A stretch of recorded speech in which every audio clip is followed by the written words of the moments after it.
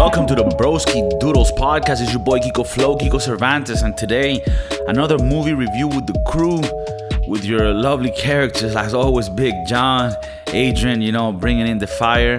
We're always up to the challenge. Whatever the theme is, we're gonna fucking accommodate. You know what I mean?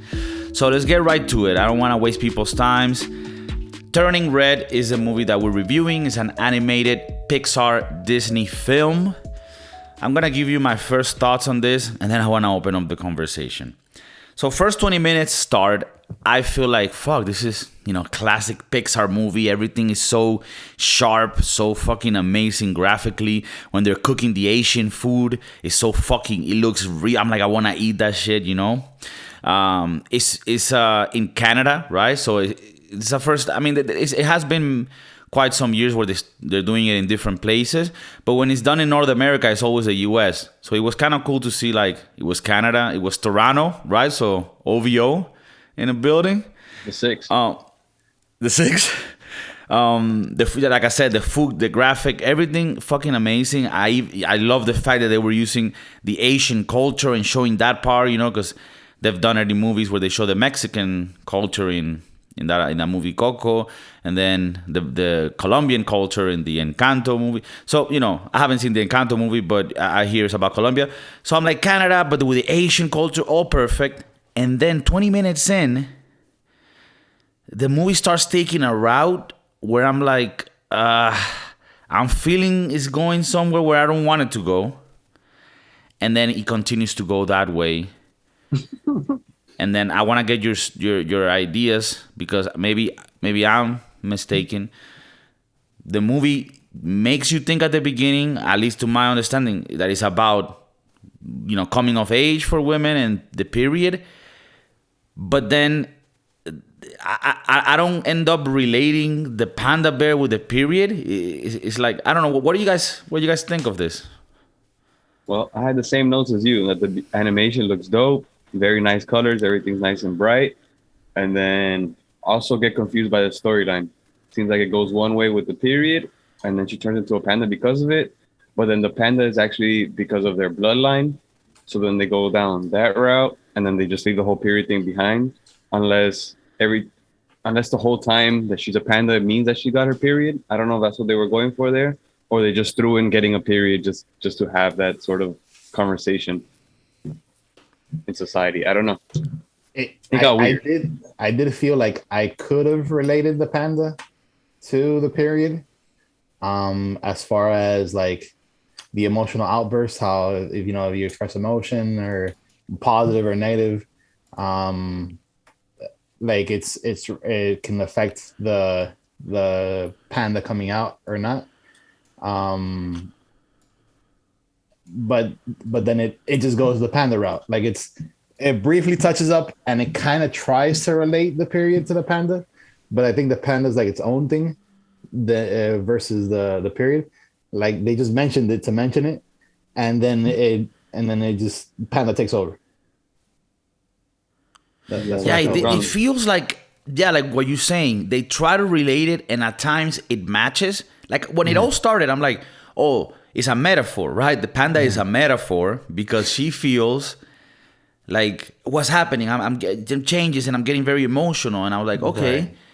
But then when the panda also becomes real, I'm like, yo, what the fuck is going on here? Because this is the thing. Pixar movies are great because they have been able to mix real life scenarios in cartoon. And it gives it that like magical touch, right? Like even Toy Story, where you have toys talking to each other, they keep this line of boundaries for the real world. You know what I mean? Like the kids and the families are never supposed to see them speak and shit, And I don't know why I'm using that example, but it feels like in this movie, they don't respect the boundaries of what's real and not. And to me, that fucks up a lot of what could have made me feel very related to it, aside from other flaws that I saw in it. And I really tried to like it because I'm like, look, I want to like this movie. I don't want to fucking be a hater on this movie because then they're going to be like, oh, yeah, because they're talking about women, you don't like it, motherfucker. Like, Like I wanted to like it, and at the beginning I was like, "Oh, it's gonna go a cool route." You know, they never touched this subject of girls, you know, going through that. Like, you know, that I'm all cool with that. But then it's like the actual script doesn't even make much sense to me. You know, like at the end of the day, what is the fucking panda? Like you being a rebel and not, I don't know, following your parents' belief, like, you know, like, and there was this. I don't want to get to the ending, but I'll get to it. Like when she's sort of fighting with the mom, right? And they're both in bear form. And then she wants to piss off the mom, so she starts twerking. And I'm like, is that supposed to be like a cool thing? Like, yeah, like I don't get it. Like it was hard to understand what was the purpose of the thing. Like what side, what was the panda on? I don't know. I think the twerking scenario part, it was just her. It just so happened to be in panda form. Like she was rebelling against her mom, but the panda doesn't represent rebellion. I felt it just so happened that she was in panda form because of the fact that they were doing that whole ritual, and then she, like, the mom had turned into a panda, and the only way that she could fight the mom is in panda form. So like her twerking was just literally like just her twerking. So like if they were both like normal, she would have still done the twerk. You know what I'm saying? Right, but I mean, my point still stands that, like, all I said with that was just like, that's a bit weird. Like, it's a little pushy. Like I felt like they're trying to be like, yeah, if your daughter wants to fucking twerk at 13, like, you should be cool with it. She's an adult now. Well, like, you should be cool with it. She's expressing herself. Like, yeah, they did push. She said I'm an adult like 50 times in that movie. If she wants to change her sex, she knows about it. She knows what's good. I mean, I don't know, but no, I mean, like I said, you could be a dick and just like call out every single thing in the movie, like the fact that the dad is a fucking bitch and they slap him in the face. that was one of my notes too. Oh my god, he gets bro. shit on. It's like, hey, I can take you to school and to your recital. No, how about you just hang out with dad? And they show dad like meekly sitting down, like, you can hang out. He's the one that has the accent too. Make that a little bitch. Man. He's like, except he's the one with the reason. Shut that the fuck up and cook the food. All right. No, but this is the thing. Like, I could be very nice and critique the movie in a very light way, but in the Broski Doodles podcast, every fucking movie we go hard on it. You know, we analyze it, regardless if it's a cartoon movie or whatever. We're gonna analyze it, especially since Pixar is known for making great movies, and I've seen Pixar movies that are fucking amazing. That Coco movie was fucking amazing. That shit got me in the feels. Not even Mexican. This one was just weak, bro. The script was terrible. Right. It was it was a weak movie. To your point about it being real and like not respecting that boundary, it's like there's two gigantic pandas destroying the city. Where the hell's the military? The SWAT. No one else cares. Yo, no one gives a shit that there's a panda destroying a concert, flinging shit. She could have killed everybody in that arena. In that and nobody scene. died. Nobody. No, they all stayed around. Bro, she almost kills the Four Town boys, right? And then at the end, when they're doing the ritual, they come out like, "Oh, we're gonna help you with the ritual." Like, it loses so much boundaries that it's like yeah, it loses my fucking care to it. Like, I don't care anymore because I'm not attached. Why isn't that temple getting shut down right now? Yeah, this is like some Scientology shit. They fucking have two big ass. Okay, let's be real.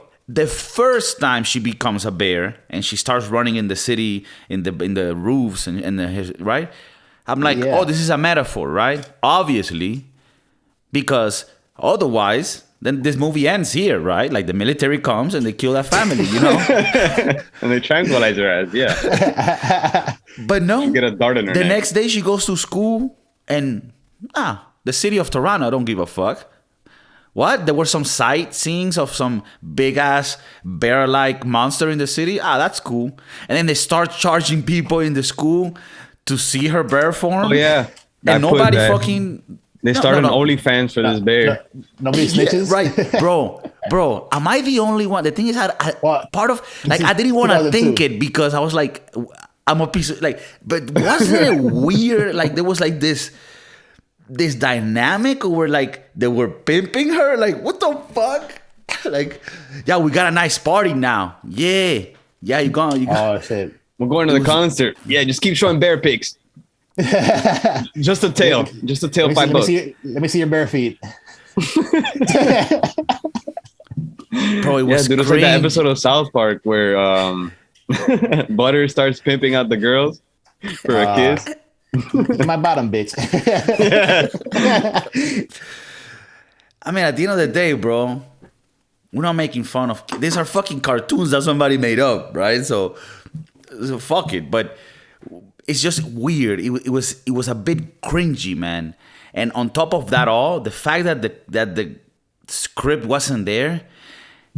And you know what? You know what I felt? I felt like it was actually like if I was Asian, I would be like, fuck, man. They really fucked up this opportunity to make like a nice movie with Asian culture and scenery with like a weak ass, and then they try to relate it to like the rituals and the culture, but then it didn't really hit. Like I never understood what it was to keep your panda or not keep it. Like I never understood what the fuck that meant. You tap into your rebellious side and learn to live with it. Dude, I didn't find the movie offensive in any way, and I don't get the outrage. I just thought it was really dumb. Oh, there's outrage for this movie?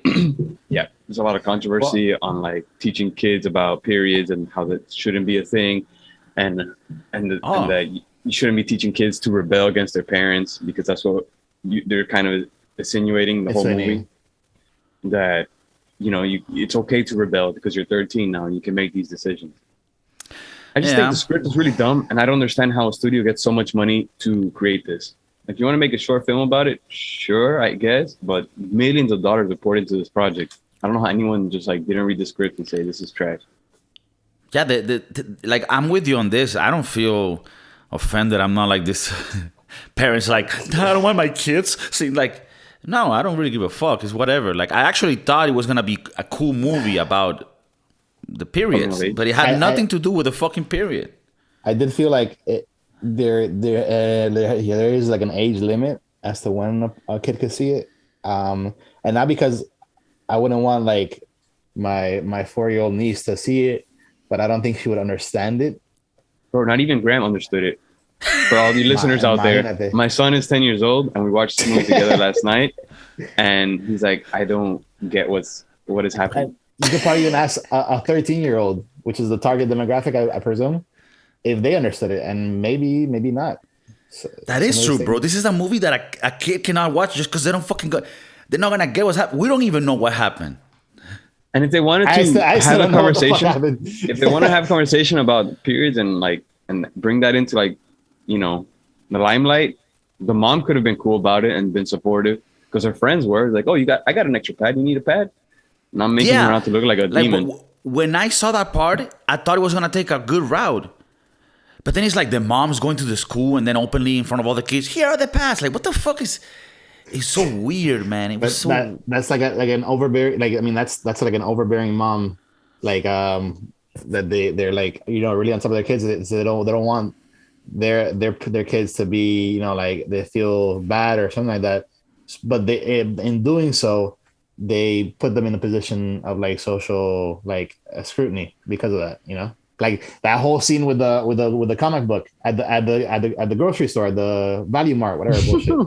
That was unnecessary.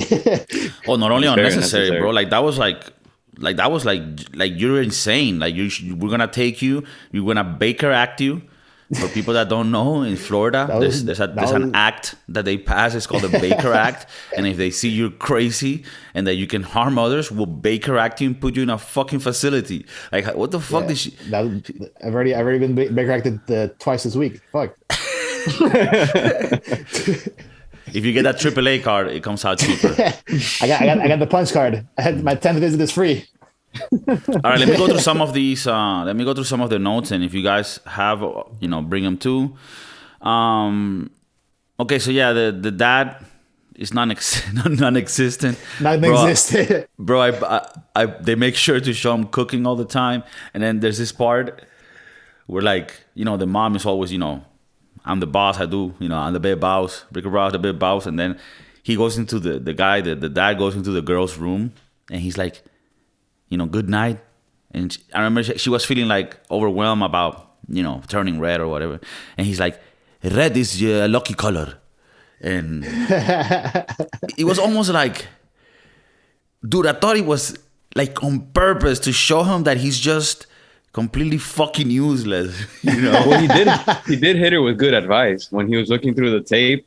And he's like, wow, that is part of you. I don't want to delete this because it is who you are. And she's like, yeah, thanks, Dad. You're actually not a piece of shit. and then he starts telling the tale. Your mom used to turn into Panda. And why did she turn into Panda? Because Grandma did not approve of me being a complete retard.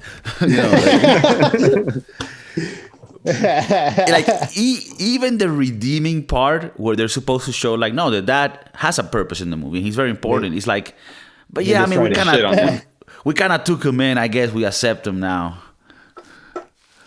Yeah, right. Go fucking do some dumplings, you piece of shit.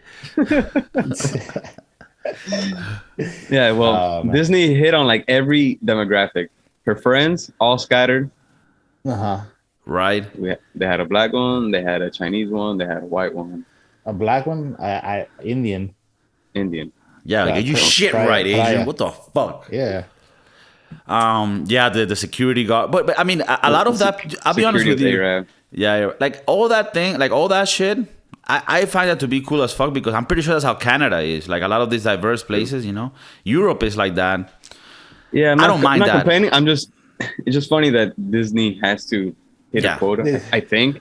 Well, we're gonna talk about this. I mean, we're gonna talk about this probably on our like normal podcast, but I mean, we are talking about a Disney movie, and Disney did just pass like a memo where they're like, all our movies are gonna have 50%, minorities. Is it 50% of movies gonna have minorities, or each movie? No, all movies are gonna. They kill off all the characters. Or they're gonna make half of their movies everyone's a minority, and then half of their movies is all white people. Oof. I don't know. But I mean, I'm saying those are the options. They never specified how they're going to split that. Just 50%. Figure it out. It's 50-50. I don't know how they're going to do it. I don't know if it's going to be, everything's going to be mixed always, or if they're going to have a very, very minority movie and then another movie called, The Rise of the White. I don't know. Whatever it is. The movie's going to be called Colored People Only. All right, let me go to the next thing mom, here. The mom, when she sees the announcement for the Fort Town concert on the TV, and then she's like, "Oh, who's this?" And then the girl's explaining like who they are, and she's like, "Oh, is that one of your the bands that one of your friend Miriam likes?" Because she's kind of weird, like implying the fact that there's something weird about Miriam, and the way that she's dressed. And the way that she behaves. You thinking Miriam's a lesbian? I didn't say it. You said it. So you're thinking the mom is thinking that. So none of us are thinking that. The mom in the movie is thinking. Yeah. No, I mean here we're just we didn't do anything. This is just characters. It's not a bad thing if she. And then what about Taylor? Jailer? What's it? Is that his name? I don't know. Oh Taylor. Yeah, the little basketball kid that shows up at the end of the concert. Yeah. What are your thoughts on that? I think he's yeah. No, I don't think whatever you guys are thinking, I didn't think that. You didn't think that? I don't know what I'm thinking. I know what you're thinking. Because I know your dirty mind, even though you got that little, jiggly puff on your head. I know you're fucking thinking. I know what's in that alopecia and head. There's nothing wrong with it. I did think that he was gay because it's a concert. That's because you have a social construct that makes you think that things are gay because he wants to go see fucking Justin Bieber. Shit. Well, he was like kind of scared to show that he was there, and then he's like, "Oh my god, I'm an H-Town fan too," or whatever the hell. Yeah, but you could be H-Town and still like, girls or whatever. But then why be scared about liking H-Town?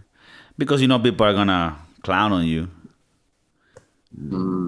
I guess. Okay, all right. I don't know. The whole movie he was acting hard, and then all of a sudden he's at the 4chan concert or.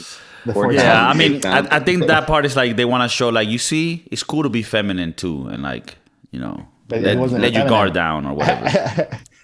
But yeah, dude. Guard down. Okay, so like parts like he's like, okay, let's make a deal. I'll do the party for $200. Like they were hustling. Like, it's like, but you gotta come with it. You gotta bring it. All right. Yeah, and at the party, you want to get paid or not? Get down here. Give me some rides. Oh, that hurt. I was like, yo. You better get down here or you ain't getting that money. You about to get wrecked. And then I guess the parents were at the party. Yeah, that's weird. Because the whole time they're getting panda rides and panda fucking choke slams and shit. And then all of a sudden the parents are like, yeah, we didn't know that there was a panda in the house. We would have not approved of this. It's so dumb. Did anybody call animal control? You would think the fucking sheriffs. Aren't they Canadians, the one with the hats, the fucking forest? The Mounties. Yeah, the mountaineers. Yeah, the rangers, bro. I'm like, they're going to shoot this fucking animal down. Okay, yeah. And also, you guys, notice that this movie takes place in the early 2000s. They have Discman and shit like that. And the concert cost $200. Oof. This is an expensive ass concert. Yeah. It's who do they think they are? Celine Dion? Okay, another thing is, I mean, I'm picking this shit apart, right? Like when she goes to the concert, or I don't remember what part. Oh no, she goes to the party for the $200. She's super smart, right? She's super like, she knows everything. She's disciplined, but then she leaves all the fucking evidence under her bed, like everything, like all the little keychains, all the pictures, like the flyer where she's gonna go. The flyer of the party. I will be here on Friday at night. Like Friday at 7 p.m. I also don't get how everybody's cool with her being a panda immediately. No one asks questions. No parents ask questions. I had that on my notes that it was like the friends accept that she's a panda right away. Like, oh my God, you're so fluffy. We love you. It's like, there's no hesitation. No, your friend just turned into a beast. None. And you're like, oh, well, cool. Yeah. It's like, yeah, this is how open we are. Like, yeah. Let's start pimping you. And then at the end, where she's like panda form, and then she goes into like human form, but just the ears and the tail. So now she wants to be a furry. So we are supposed to accept that? Is that okay? Yeah, and she told her mom, she's like, I'll do whatever the fuck I want. And I was like, I like being this way. Like, wow. Yeah, I guess you can, 13-year-old bitch. Oh, man. I guess society has made it normal for you to make all your decisions now, even though I pay for your how's the mom living. Fucking Godzilla panda? Holy shit. When I saw that huge ass, like, so does the size of the panda refer to the size of the rebellion? Or her period? Or how much of a bitch she is. All right. So just let me say what you guys were thinking. Panda is not period, right? I don't think so. Because I have a note here as we're going through the movie. I'm like, the panda. She's switching it on and off so frequently, like it can't be that. It can't be the period. All right, because and also when they say when they say like, at the beginning of the movie when they say, oh, you have this panda and in a month we're gonna take off the panda, I'm like, okay, then it can't be the period because period lasts like a week, right? Yeah. Like they totally took it somewhere like, and then I don't know. I think and then the whole thing that you could switch it on and off, like, well, like so then what is it then? Like it's not really clear what it is. Yeah, it's not clear what it is. Yeah, and also, so if it is a period, then the equivalent of her showing her panda to other kids is like her just showing her period blood for money. That's cool. My God. Okay, yeah. I mean, it might sound harsh to the viewers, but it is. If that's what they're going for, then that's what they're doing. At the end of it, she basically used it as a superpower to jump buildings, like switching, like on, off, on, yeah, off, right? on, off. Yeah. Until she lands into. It's sort of like she was SpiderMan, but she, period.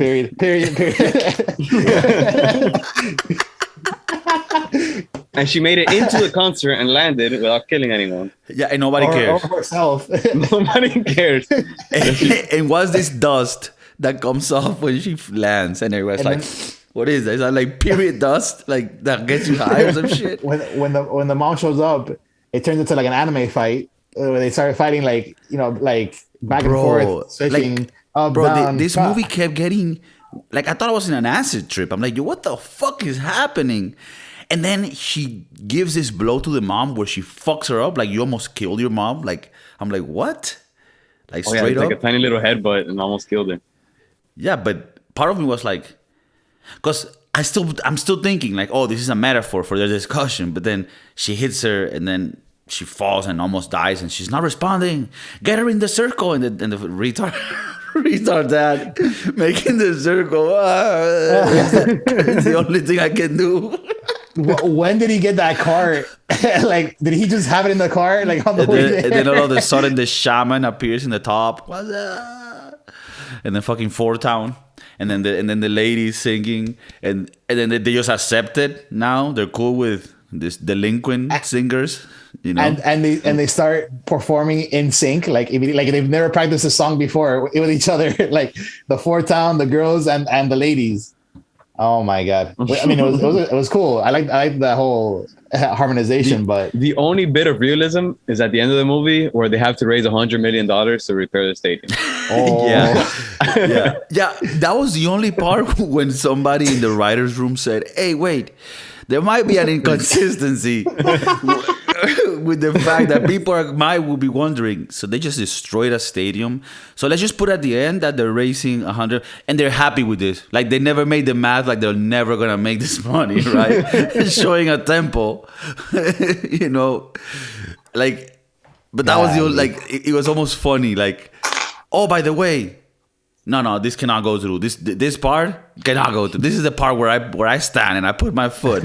This part is not realistic. This part is not realistic. Yeah, dude, come on. They're gonna destroy. And also at the end, the Four Town guys, they're gonna come out singing after they almost got killed, and their whole money for this concert, their bag has been fucked with. Like they're not getting paid for that concert, right? But they're cool. They already got paid. They already got paid? Secured the moment they walk in. I'm surprised they didn't go back. Okay, but how do they look for their fans? When they see how do they look to their fans? Panda. Their fans are they're gonna be mad about it. And they just come out singing is cool. Maybe that's why they did that. They're like, look, guys, if we don't sing right now, these people don't want their money back. So let's start singing. We still perform. If they let Rain or shine or Panda, we gotta sing. It's in their contract. So and then they put on the contract and it literally says Panda. Like, what the fuck? We're not liable for Panda incident. Must perform. Like, what did you guys come out and sing? Well, as hard as it is to believe, our contract does say that in the case of Panda, we still need to perform. So it is kind of fucked. That's never happened in the past, but it is in the contract. And Four Town does abide by their contract. That's why everybody stayed at the concert. Nobody left. They're like, no, they did leave. All right, so everybody there's a Panda, left. But where's the concert? No, they did it.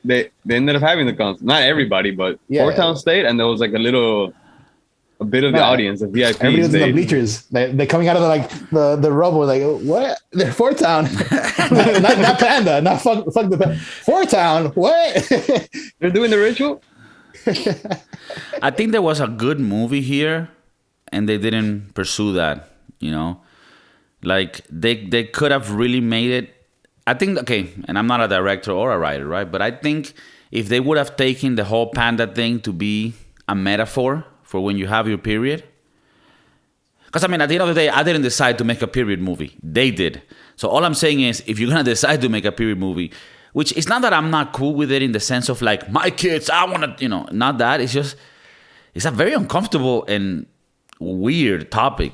You know what I mean? But, I want to be open about, this type of things. Okay, yeah, let's make up. Okay, but if you're going to do that, make it make sense. Like, you could have done the whole Panda thing be a metaphor to show how maybe that makes you emotional. It's not a bad thing. It's not about when you become a panda, it's a bad thing. No, it's just maybe you become, and show that part, I don't know what that is. I've never had my period, or I haven't had it yet. So I wouldn't know, But if you want to show that, then show it, and maybe use the panda as a metaphor. And then her friends show her support, like, oh no, this is how it is, like, it's cool, girl. And then she starts having feelings for boys because now she's like a woman and she starts having these feelings. And And then her mom starts to understand, like, look, it's okay for her to have these feelings and have experiences and meet people, but still keep it safe and still teach her values and, you know, and love your origins and your family, but also embrace the new stuff. There was a whole plethora of things that you could have done to make this like an actual feel-good movie, like how a classic Pixar movie would be, right? Like Coco was. Right? In Coco, they show the Mexican culture, but they also show the beautiful things, and then they never push anything in a way that is not cool. It just makes sense. The characters are good on its own. Everything is just makes sense when you see Coco, for example. Yeah, you have the asshole antagonist, and then like there's a good climax. That movie is great. Yeah, dude, this movie was weird. They had a movie to make, and they didn't make it. I think they failed massively. I have been noticing that a lot of Disney movies that are coming out now don't have a clear antagonist. Like they're just telling a story to tell the story, and they have a protagonist and they have like details, and then that's it. They don't like. There's no clear antagonizing factor in this movie, other than the fact that the panda, like your emotions or whatever, can make you react a certain way, and they could hurt people, whatever the fuck, like that. So like, you don't really I didn't. There was parts of the movie where I actually fell asleep because like that. You don't really feel like a relatable connection to this whole panda thing. You never invested in anyone. You never invested in anyone. And it's funny, this movie is like an hour and 30, and it felt long. It felt long. Like, it felt fucking long. I'm like, yo, get to the fucking point. And it was all these little tricks, like, no, and like phrases. It was a lot of scenes that never connected to anything. But they wanted, like, the scenes, I feel like the people who did it, they made certain scenes and you're like, oh, they probably felt good about that. Like, oh, yeah, you see how this, but it's like nothing connects. Nothing connects to each other to really tell you something important, you know? You kind of want to connect with the panda girl, but you never really get to because you don't even know what her motive is.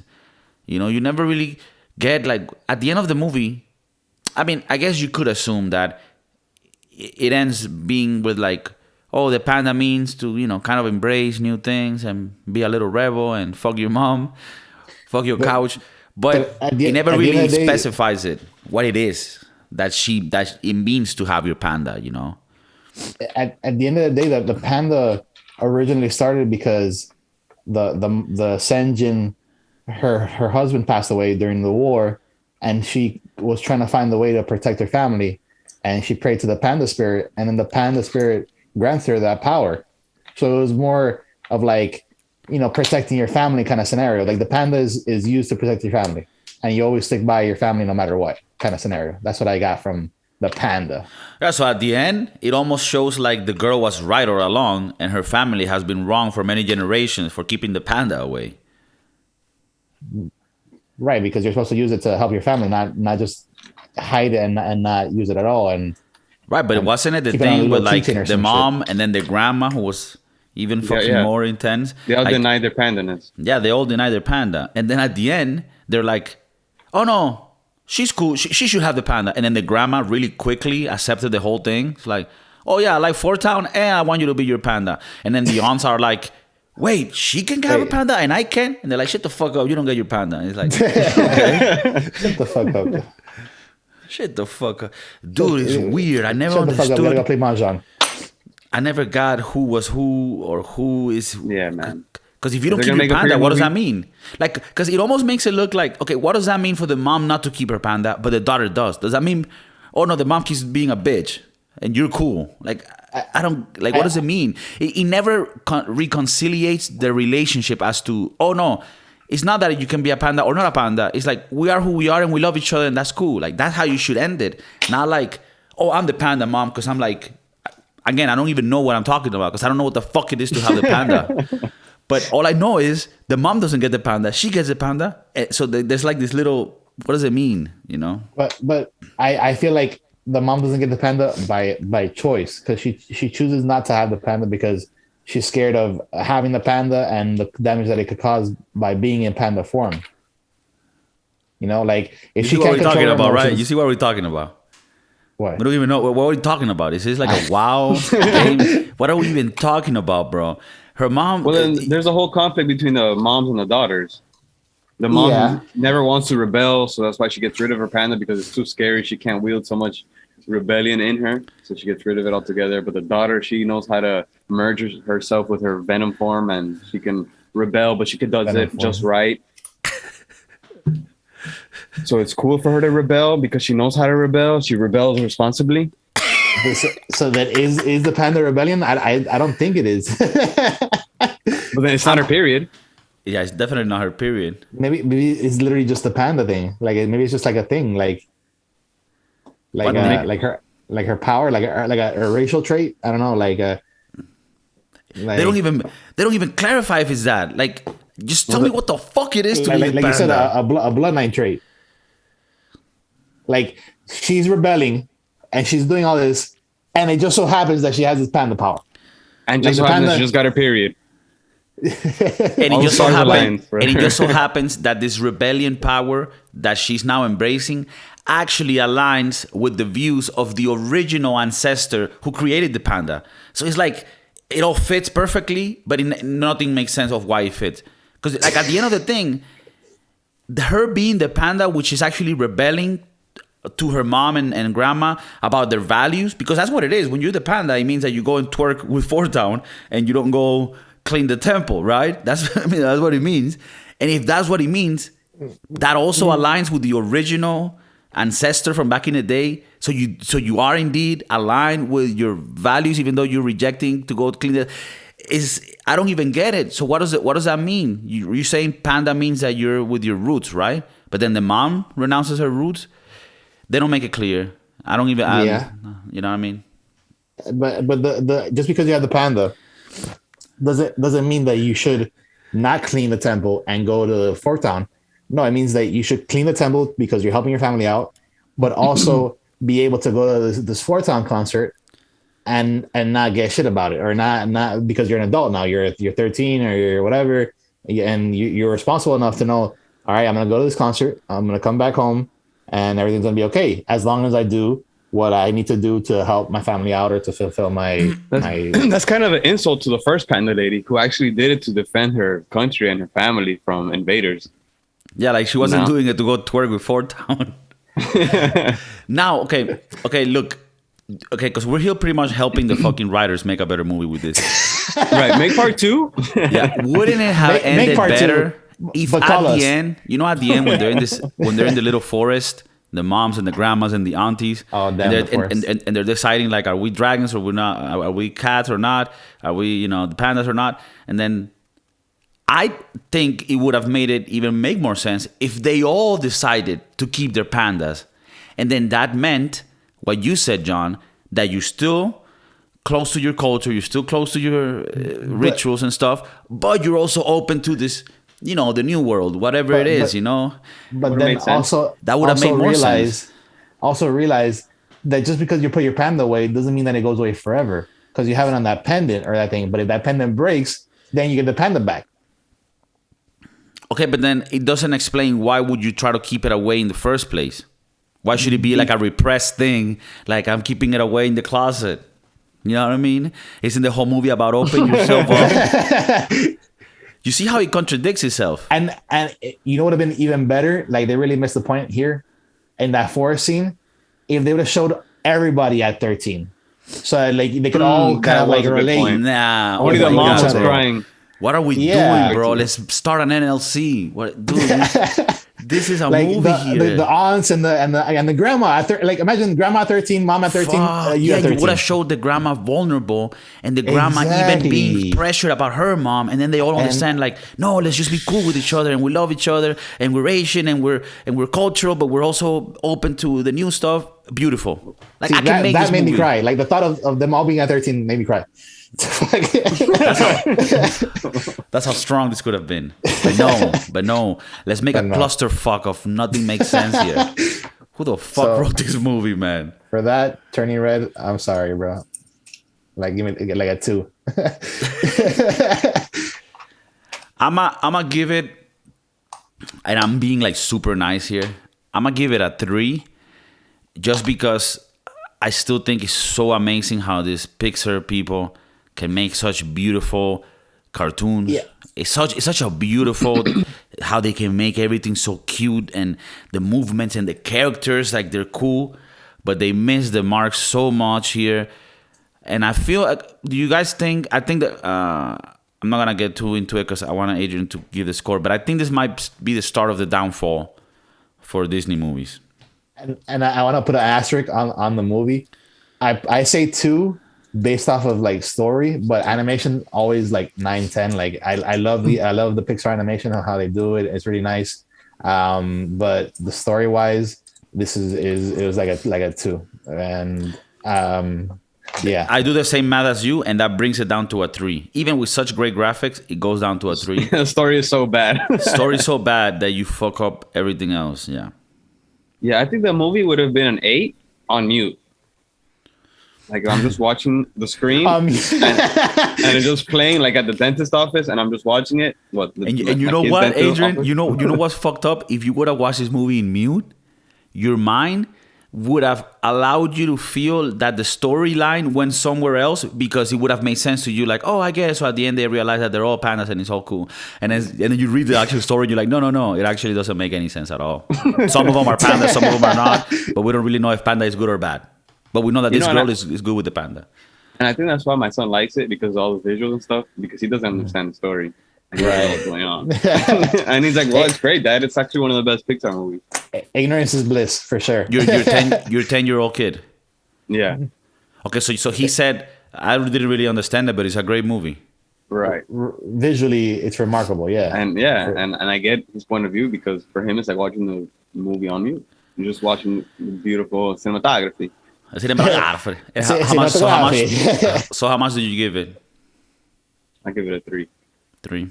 And it has not, like, the score has nothing to do with the themes or whatever. Like I still don't see the conflict or the like the, you know, how people are like ranking on the Disney for the themes, whatever. No, it has nothing to do with that. It's just a bad movie. Yeah, to be honest, I have no problems with for people, like, you know, like I put real where it's real. Like, people that see this movie and they're like, what, you're gonna show this to my fucking kids? Come on. You know, we don't want bro, shut the fuck up. Shut the fuck up. Like, just like, the topics are not bad. It's just the story in which you're trying to explain this topic is horrendous. Go one route or go the other, but pick a route. Don't even, you shouldn't even brought, like, either don't bring the panda or don't bring the period talk, because it wasn't, it was, because it didn't make sense. It didn't relate, and it literally ended the moment that you brought it up. Like, oh, it's a period, all right, that's it. Oh, and then you just moved on to like the whole panda thing, and that's it. Bro, they never bring up the period situation at all. Never.